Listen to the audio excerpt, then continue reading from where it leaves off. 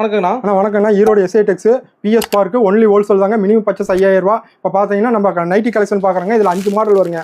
இது XL 125, double XL 135ங்க. இந்த மாதிரி 5 மாடல் வருங்க.